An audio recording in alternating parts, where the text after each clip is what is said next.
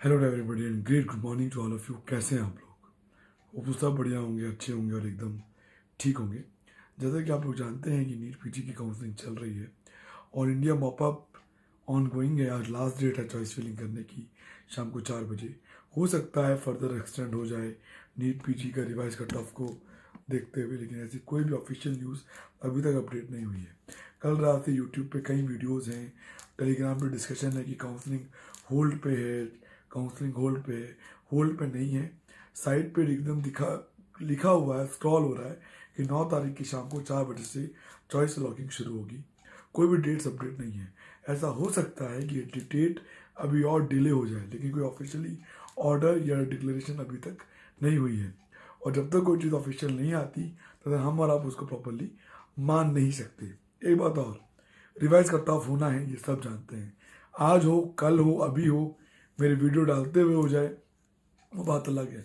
होगा ये ज़रूर है, अभी हो, 2 दिन बाद हो या मॉपअप के बाद हो, जब भी होगा तब भी आपको एक जेन्यून मौका, एक जस्टिफिकेशन मौका ज़रूर मिलेगा कि आप चॉइस फिलिंग करें और सीट्स ले पाएँ। उस वक्त क्लिनिकल्स भी अवेलेबल होंगी, नॉन क्लिनिकल्स भी अवेलेबल होंगी, स्टेट के मॉपअप्स भी अवेलेबल होंगे। मध्य प्रदेश का जो रजिस्ट्रेशन है मॉपअप का वो ऑन गोइंग है, वो ज़रूर देख लें। इवन आंध्रा में अभी तक राउंड 2 कंडक्ट नहीं हुआ है। तेलंगाना का मॉपअप होना बचा हुआ है। लगभग सभी स्टेट के मॉपअप बचे हुए हैं। अगर ऑल इंडिया मॉपअप के बाद भी रिवाइज कट ऑफ आता है तो भी मौका मिलेगा ऑल इंडिया के स्टे वैकेंसी में चॉइस फिलिंग करने का, जो मौका अभी तक इन्होंने नहीं दिया। और हो सकता है 2-3 दिन 4 दिन के बीच आ जाए, लेकिन इसको लेके बहुत कन्फ्यूजन है, बहुत पैनिक क्रिएट है। हर 2 घंटे में 3 घंटे में न्यू अपडेट आ जाती है कि होगा, अभी हो रहा है, कल हो रहा है, परसों हो रहा है। जब होगा वो होगा, ये आप भी जानते हैं, मैं भी जानता हूँ। जो लोग ये कह रहे हैं बिल्कुल नहीं होगा, ऐसा हो नहीं सकता, क्योंकि नॉन क्लिनिकल स्टिल 2,500 सीटें स्टिल वेकेंट चली जाएंगी अगर नहीं होता है तो। इवन अगर आप बात करें, कर्नाटका के अंदर 600 से ऊपर सीट्स हैं जो स्टिल वेकेंट हैं अभी भी। उसमें कुछ पैरा क्लिनिकल्स हैं और कुछ नॉन क्लिनिकल्स हैं। इनके लिए एलिजिबिलिटी बढ़ानी पड़ेगी। एक र्यूमर और आ रहा है, कुछ सीनियर लोग ये कह रहे हैं कट ऑफ 185 200 पे घटेगी, 185 पे कर दीजिए, 200 पे कर दीजिए। इसकी रिक्वेस्ट कर रहे हैं लोग रेगुलर। तो मैं ये कहूँगा, मार्क्स के बेसिस में कभी भी परसेंटेज नहीं घटती है। परसेंटेज घटती है, कट ऑफ घटता है परसेंटाइल बेसिस पे। मेरे according 20 percentile is respected percentile जो घटेगा। 15 to 20 के बीच घटना चाहिए। इससे ज़्यादा घटा तो आपके लिए लक। जितनों को ज़्यादा मौका मिले उतना बेटर है। जितनों को ज़्यादा मौका मिले उतनी सीट्स कम बचेंगी। लाइक नॉन क्लिनिकल, जो क्लिनिकल सीट्स हैं, अगर आप काउंसलिंग की बात करें, जो भी एडमिशन होने हैं वो काउंसलिंग से होने हैं, काउंसलिंग के अलावा नहीं होने हैं। अगर हाँ, जो स्टे वैकेंसी में सीट चली जाएंगी, जो कॉलेजेस के कंसर्न हाथ में होंगी, मैं उनकी बात तो नहीं करता, लेकिन जो मॉपअप राउंड्स होने हैं सबके, वो फेयर एंड इनफ होने हैं। जो ऑल इंडिया स्टे होना है वो गवर्नमेंट और डीएनबी का, वो फेयर होना है। इवन कॉलेजेस भी अपने लेवल पे ऑडिटोरियम में कैंडिडेट्स को बुला के काउंसलिंग करते हैं, और वहाँ पर बहुत कम कैंडिडेट्स पहुँच पाते हैं, क्योंकि उन्हें पता नहीं होता कि काउंसलिंग कब और कैसे और कहाँ हो रही है। एक बात मैं आपको और बताऊँ, जितना लोअर कट ऑफ होगा उतना नॉन क्लिनिकल्स को बेनिफिट होगा। नॉन क्लिनिकल ब्रांचेस उतनी उठेंगे, लोग उतनी लेंगे। लेकिन किसी का मार्क्स 190 या 200 है और वो एलिजिबल हो जाता है, और वो ये उम्मीद रखे कि उसे क्लिनिकल सीट बड़ी मिलेगी, तो मैं नहीं मानता कि मिलेगी। जो क्लिनिकल्स हैं वो 260 250 तक ही मिलती हुई नजर आएगी काउंसलिंग में टिल मॉपअप, वो भी बहुत हायर एंड फीसेस पे, जिनकी faeces 70 lakh, 60 lakh, 80 lakh, 82 lakh per year होंगी। इसकी कुछ ही स्टेट्स बची हुई हैं। जिनके पास एनआरआई कोटा है वो स्टेट्स में एनआरआई यूज़ करके आगे चले जाएंगे। जिनके पास एनआरआई कोटा नहीं है उन्हें कुछ स्टेट्स के अंदर जेन्यून काउंसलिंग करनी होगी और जाना होगा। लगभग स्टेट्स में ऑफलाइन काउंसलिंग होती है मॉपअप की, कुछ जगह ऑनलाइन काउंसलिंग होती है, अपेयर करना होगा। एक बात मैं आपको और बहुत सिंपल एंड शॉर्ट बताऊं, अगर आपका बजट है और आपको बजट अलाउ करता है, तेलंगाना, आंध्रा, कर्नाटका, राजस्थान, इन 4 स्टेट्स के अंदर फीसेस थोड़ी हाई हैं अदर्स कैटेगरी की, एनआरआई कैटेगरी की, और कैटेगरी सी, कैटेगरी बी की आंध्र तेलंगाना में। इनको आप इजीली अवेल कर सकते हैं काउंसलिंग के थ्रू। आपको कहीं जाने की ज़रूरत नहीं है, किसी से बात करने की ज़रूरत नहीं है। लेकिन क्या है ना कि मैं कितना भी कहूँ कि सीट काउंसलिंग से मिलेगी, लेकिन फिर भी जो फ़ोन्स आते हैं, मैसेजेस आते हैं, उनसे आपको ये लगता है कि नहीं वो ऑटोमेटिकली अरेंज होता है। नहीं, वो भी काउंसलिंग के थ्रू ही होता है। उसमें वो लोग काउंसलिंग में आपको असिस्टेंस देते हैं, उनके थ्रू सीट्स काउंसलिंग से ही मिलती है। और कॉलेजेस में जाके अगर एनआरआई कोटा है तो वो ये कह देते हैं कि डॉलर नहीं लें, इंडियन रुपीज़ ले लें स्टेट्स के अंदर। लेकिन ऑल इंडिया के अंदर लगभग कॉलेजेस के अंदर ये रूल है कि अगर आप ऑल इंडिया कोटा से सीट ले रहे हैं तो डॉलर में ही पेमेंट लेना पड़ता है एनआरआई का।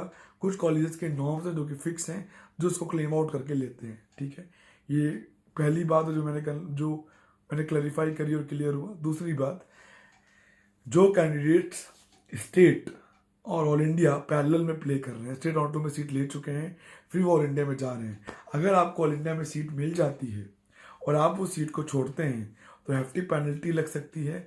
गवर्नमेंट ने नोटिस दिया हुआ है, उसके ऊपर लीगल एक्शन भी आपके अगेंस्ट हो सकता है। इस बात का आपको ध्यान बहुत कंसर्न रूप से रखना पड़ेगा और ध्यान देके चलना पड़ेगा। इस बात को हवा हवाई बिल्कुल भी नहीं ले सकते। ऐसे फैक्टर्स मेरी नज़र में 2 से 3 कैंडिडेट्स हैं बहुत पहले के, जैसा हुआ है जब ये रूल नोटिस 2019 में आया था, तो तब की बात कर रहा हूँ। तो ध्यान रखने वाली बात है। इसीलिए अगर आप वही चॉइसेस भरें, मैं ये बात इसलिए समझा रहा हूँ कि आज भी टाइम है शाम तक, वही चॉइसेस भरें जो आपको लेनी है। अननेसेसरी भरने का कोई फ़ायदा नहीं। यहाँ लग बाई चांस नहीं चल रहा, क्या मिलेगा देखेंगे। नुकसान होगा तो वो आपको होगा, और पेनल्टी थोड़ी हेफ्टी होगी और हैवी होगी। फाइनेंशियल पेनल्टी भले ही ना हो, लेकिन वैसे पेनल्टी जो होगी वो कहीं ना कहीं एक कैरियर ब्लॉकेज हो सकता है। तो इस बात का आपको ध्यान देना है। और रिवाइज करता फॉलो से मैं अगेन रिक्वेस्ट करूंगा, परेशान ना हो। जहाँ इतना पेशेंस रखा है वहाँ 3-4 2 दिन का पेशेंस और रखें। कट ऑफ कम होगी ये ज़रूर है, ऐसा मुझे लगता है, मैं जानता हूँ कि होना चाहिए, क्योंकि सीट्स खाली जाएंगी और गवर्नमेंट खाली जाने नहीं देगी, तो कट ऑफ गिरेगी। कितने गिरेगी, कब गिरेगी, ये कोई नहीं जानता। तो कंसर्न अथॉरिटीज़ के जो सेक्रेटरी लेवल हैं या डायरेक्टर लेवल से उन्हीं को पता है। इवन एनबी कहती है मिनिस्ट्री करेगी, मिनिस्ट्री कहता है एनएमसी करेगी, एनएमसी फिर मिनिस्ट्री को रेफर करती है। ऐसे ऐसे चीज़ें चल रही हैं। ऐसा कहा जा रहा है कि कुछ फाइल्स मिनिस्ट्री में मिनिस्टर साहब के टेबल पर हैं, वो अप्रूव करेंगे तो आएगा। कितना आएगा ये कह पाना गलत है। कुछ लोगों ने ये कहा था कि 229 पे हो रहा है, 190 पे हो रहा है। ये कहना कि वो गलत है, सही है, ना मैं कोई होता हूँ ना आप कोई होते हैं। जब वो न्यूज़ सामने आएगी तो मालूम चली जाएगा। परेशान होने की ज़रूरत बिल्कुल नहीं है, पैनिक में बिल्कुल भी ना आए, शांत रहें, बैठे रहें, तैयारी के साथ रहें। क्या लेना है डिसाइड कर लें, कौन कौन सी स्टेट्स भरनी है ये डिसाइड कर लें, और जैसे ही मौका आएगा अपेयर करना शुरू करें, 10-10 सीट्स लें और बैठें। और एनआरआई कन्वर्जन की बात करूं, एनआरआई कन्वर्जन का मौका भी मुझे ऐसा लगता है गवर्नमेंट दे सकती है। मॉपअप की बात करूं, ऑल इंडिया के आज लास्ट डेट है। ऑफिशियली जो साइट पर स्क्रॉल हो रहा है वो बताता है, अगर कोई भी टाइम चेंज हुआ या डेट एक्सटेंड हुई उसका फर्दर नोटिस गवर्नमेंट हमें ज़रूर इंटीमेट करेगी ऑफिशियल वेबसाइट पे। तो वेब एमसीसी की साइट को देखते रहें ज़रूर। नैट बोर्ड की साइट को भी ऑफिशियल विजिट रखें, उस पर कट ऑफ डाउन होगा और एमसीसी पे नोटिस आएगा कि कट ऑफ के एमसीसी पे काउंसलिंग चेंज हो रही है, मतलब डिले हो रही है या नहीं हो रही है। अगर कट ऑफ आज आता है या कल आता है तो ये मानिए दोबारा से विंडो खुल सकता है मॉपअप का। लेकिन अगर 12 तारीख के बाद आता है तो जब स्टे वैकेंसी राउंड होगी तो विंडो अगेन ओपन होगा, और तब आपको एक कंफर्म आइडिया और एक एग्जैक्ट फिगर देखने और समझने को मिलेगी। ये मेरा आप लोगों से कहना है। मैंने ये वीडियो सिर्फ इसलिए बनाई कि जिससे परेशान ना हो। आई नो बहुत परेशान है आप लोग, बहुत एंजाइटी है, बहुत सारी कॉल्स आ रही हैं, बहुत सारे एज्यूम्पशंस आ रहे हैं, बहुत सारी भविष्यवाणियाँ हो रही हैं यूट्यूब के अंदर, बहुत सारे टेलीग्राम के अंदर बहुत सारे काउंसलर्स के ग्रुप हैं, उनमें भविष्यवाणी हो रही है बैक टू बैक। ऐसा नहीं होता है, परेशान ना हो, एंजाइटी लेवल एकदम कंट्रोल रखें। जब भी आएगा आप लोगों को मालूम चल जाएगा। शांत रहें, बी काम रहें।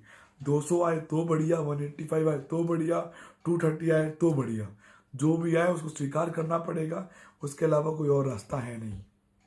और जो क्लिनिकल सीट्स हैं वो काउंसलिंग से ही मिलेंगी, काउंसलिंग आपको करनी होगी। हैवी फीसेस का आप अरेंजमेंट रखिए, हैवी फीसेस का अपना बजट रखिए, आपको सीट्स काउंसलिंग के माध्यम से ज़रूर मिलेंगी। मुझे काफ़ी लंबा वक्त हो गया, काफ़ी लंबा एनालिसिस है, बुकिंग नाम की चीज़ नहीं होती है। जो सीटें वेकेंट चली जाती हैं वो स्ट्रे वैकेंसी में कंसर्न कॉलेजेस के पास जाती हैं और वहाँ पर कॉलेजेस उसको अपने अकॉर्डिंग देते हैं। लेकिन कितनी सीटें टोटल इंडिया में आज कितनी सीटें होंगी? कुल 100 या 200 सीटें, इससे ऊपर सीटें नहीं होंगी। और कैंडिडेट्स कितने हैं? बहुत सारे हैं। और वहाँ भी कुछ कॉलेजेस के अंदर जेन्यून काउंसलिंग होती है। बेसिकली काउंसलिंग हर कॉलेज के अंदर जेन्यून होती है, लेकिन टाइम पीरियड इतना शॉर्ट मिलता है कि लोग पहुँच नहीं पाते और रीच नहीं हो पाते, और जो वहाँ पर प्रेजेंस होता है उसको वो सीट अलॉट कर दी जाती है काउंसलिंग के माध्यम से। चाहे कोई कुछ भी बोले, लोग कहानी बना बना के बोलें, कैसे बोलें, सच यही है। राजस्थान काउंसलिंग हुई, लोगों ने कहा ब्लॉकिंग है, सीट्स बुक हो जाती हैं, ऐसा वैसा। आप लोगों ने देखा होगा जो हुआ मेरिट पे हुआ, मेरिट काउंसलिंग पे हुई, सबके सामने में काउंसलिंग हुई। मैं कहता सबके सामने बोर्ड पे स्क्रीन के ऊपर कट ऑफ आ रहा था कि इस ब्रांच में कितनी सीट्स खाली हैं, क्या लेनी है क्या नहीं लेनी है। सब कुछ फेयर और इनफ है, बस समझने का फेयर है, हमें एनालाइज करने का फेयर है कि क्या सच है और क्या झूठ है। कोई डाउट है, कंफ्यूजन है तो हमारे नंबर पे आप मैसेज कर सकते हैं। कट ऑफ डाउन होने के बाद हमसे पेड गाइडेंस भी ले सकते हैं, लेकिन गारंटी कुछ नहीं होती। नहीं होगा तो हम सेम फीसेस में अगले साल आपको सर्विसेज प्रोवाइड कराएंगे। 9675200801 9690796426 ये हमारे नंबर हैं, और डिस्क्रिप्शन में हमारा नंबर दिया हुआ है, वहाँ से भी फॉलो कर सकते हैं। हमारी साइट दी हुई है, वहाँ से भी पेमेंट करके आगे जा सकते हैं। तो सुबह bye, take care and have a great day. नमस्कार।